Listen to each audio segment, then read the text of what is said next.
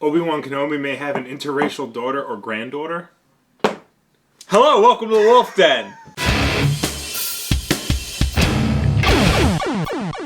So, there's been a lot of talk about what's going on in the upcoming Star Wars Episode VII. Basically, Disney bought Lucasfilm and all the rights to Star Wars and have decided they're going to make more movies. The big one, Episode VII, the next official one, is scheduled to come out in December 2015. For the record, I think there's no way that's coming out in December 2015. Neither do I. Well, we'll get to that. It's to be directed by J.J. Abrams of Star Trek and Lost fame, and it is being written by J.J. Abrams and Lawrence Kasdan. Now, Lawrence Kasdan was the writer for The Empire Strikes Back and Return of the Jedi, and I believe he did some work on Raiders of the Lost Ark. So they definitely have some nerd cred behind the scenes. But recent reports have come in that the main reason why it's scheduled to come out in December as opposed to May, like every other Star Wars film, is because J.J. Abrams is trying to ruin this movie. Really? Well, maybe ruin is... I've been giving him a lot of credit. I'd rather him than basically anybody else. Well, maybe ruin is a harsh word, but it just seems like everything that they've had in plan to get Star Wars off the ground, he's basically put the brakes on and is just like uprooting it to change it to what he wants to make rather than what should be made. Now, again, this is all basically just hearsay. But you gotta put the blame on him, though, because, look at all the last Star Wars movies. That's true. It's just so many people have their hands in it. Yeah. But... And now you got Disney. Yeah. Well, to Disney's credit, they haven't really done any... They haven't really, touched Marvel or the Muppets. They let them do their own thing. That's true. They just market the out of it, but... So let's back up a bit. Okay. Back up a little bit. So, originally when Disney decided to make Episode VII, they had Michael Arndt as the writer. I should have probably pulled up his IMDb before we began this. Now, Michael Arndt is an Academy Award-winning writer. He has written Toy Story 3, Little Miss Sunshine. He did work on Brave. This is a guy who knows his stuff. According to rumor, again, I should stress this is all rumor, his story was going to focus on the children of Luke Skywalker, Han Solo, and Princess Leia. Which makes sense. Yes, and those characters would be essentially supporting characters to let the new cast take on the adventure. Recent reports are surfacing that when J.J. Abrams took over as director, he essentially switched it. So now Luke, Han, and Leia are the main focus, and the children are the background characters. The theory being that we'll give Luke, Han, and Leia one last heroic adventure before introducing the new characters. Well, now, don't we know that Harrison Ford, Mark Hamill, they're all going to be in it? It hasn't been confirmed, but it's pretty much guaranteed that yes. The three main characters, Mark Hamill, Carrie Fisher, and Harrison Ford, They will be playing Luke, Han, and Leia. See, that's why I doubt that they would be the main focus, because I don't want Luke Skywalker, favorite character almost in the whole wide world of any canon ever, but no Mark Hamill. Mark Hamill cannot do that. There have been another internet rumors that Mark Hamill and Carrie Fisher are being forced to get down to original trilogy weight, which is absurd. Yeah, because Luke is like he's like $150, tiny man, and Mark Hamill is no longer a tiny man. Oh my god, he's massive. I tell you, that's what happens when you sit behind a mic doing the voice of the Joker for 20 years. You know what? I heard he loves McDonald's. There's all that going on, and it's also, for some reason, Disney needs this movie to come out in 2015. Like, absolutely no questions asked. This movie has to come out in 2015. That's why they delayed it from May to December, to give the team more time to work on it and polish it. From what we know, filming has not started on it. And it takes a long time to do one Star Wars movie. So let's say they start filming like in the middle of this year. That doesn't really leave a lot of time to finish this up. And no, it leaves about a year. Yeah, which, all the special effects that need to go into this is going to need a lot longer than that. If you've never read any of the expanded universe stuff, after episode 6, stuff starts to get real good. My favorite Luke Skywalker is Return of the Jedi, Luke Skywalker, and beyond. That's when he becomes a man. Because then he's a real badass Jedi. And that's when all the good stuff happens. And that, I hope they really stick true to that stuff. But, I mean, that's why I thought it would be really cool to have the Solo kids. The Solo twins. Yeah. That would be sick. Because in the expanded universe, Han and Leia have twins. Jason and Jaina. Yeah. Or Gianna. Are they both, they both have midichlorians? Well, obviously, but... Midichlorians, the f*** is wrong with you? They're both Jedi. They're both Jedis, well, yes. One of them becomes a Sith. And kills Luke Skywalker's wife, Mara Jade. Yes. Yes. So, that would be pretty damn badass. Yeah. If one of them's, one of them turns into a Sith and one of them's a Jedi, that'd be freaking awesome. Have two twins fight each other. That's another thing. That's another thing I should bring up. Disney has formed basically a cabal of people at Lucas in the Lucasfilm division to basically figure out Star Wars canon. So, oh yeah, you do need a whole team to figure that out. But that's the thing. It looks like they're going to start weeding out certain things from the expanding universe and just create one single, easy-to-follow timeline. So, what does that mean? Are certain things going to survive? Is Mara Jade going to still be around? Well, imagine if you were trying to make a movie with all this, because there's so much crap in the expanding universe. Right. You can't just... And there's all this good stuff too. Yeah. You can't just pretend like it didn't happen. You gotta grab the good stuff and just say f*** it to the rest. Because you can.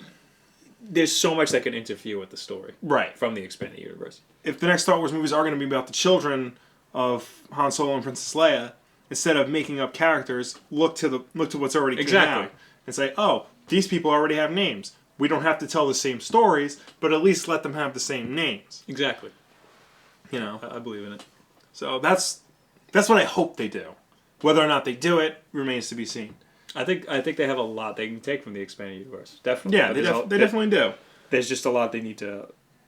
Like, if you're going to take the expanded universe and make it canon, there's a lot you got to, tiptoe around to make sure you're not screwing up the timeline. Yeah. That's why I think they should still have the movie over everything else. Just take what you want and... Well, 'cause this brings into another question, because there's not just going to be, episode 7 and episode 8 and whatever. There's going to be other garbage. There's going to be, which I do not agree with. Yeah, the solo character movies, like Boba Fett is getting his own movie. He doesn't need his own movie. He definitely doesn't need his own movie. Han Solo is getting his own movie. He doesn't need his own movie. Yeah. So, that was the point of the books and the comics and the games, was to do little side stories of your favorite characters and then save the big ones for the movies. The movies are supposed to be, bigger than everything. You could save the little stuff for all the ancillary material. Right. So that's what they're there for. They are there to fill in the gaps. Right. While I do feel that they should take from the expanding universe, I don't feel they should take everything from the expanding universe. Right. Because I agree. There are certain things, like in the expanding universe, there are so many different vehicles that are like the equivalent to the Death Star or greater. That's why I'm saying that they shouldn't make them canon, but they should take what they need. I want to bring this up real quick. Under the Star Wars Episode VII IMDb page, the only photo under it is Darth Vader Instagramming himself. Here's the most important thing of the new Star Wars trilogy. Okay. Are they gonna have Drew Struzan sign on to do the posters? Ooh, I don't know. I need that. Yeah, I need that. That's pretty important. I don't know if I'll see it if he's not. Yeah. I don't know. You almost have to. He didn't even do the originals, but the originals. But But when you think Star Wars... I grew up on his posters. Yeah. His posters were probably the first things I saw. Yeah, nowadays, when you think Star Wars, you think Drew Struzan. Yeah. I mean, they got John Williams back, so I don't see why they couldn't get Drew Struzan. Will they just wake him up? Wake up! we got another Star Wars. We got another Star Wars. Oh, I thought you were going to do that. He woke up like this. So that's how the new Star Wars is gonna be. That's what we want. Yeah.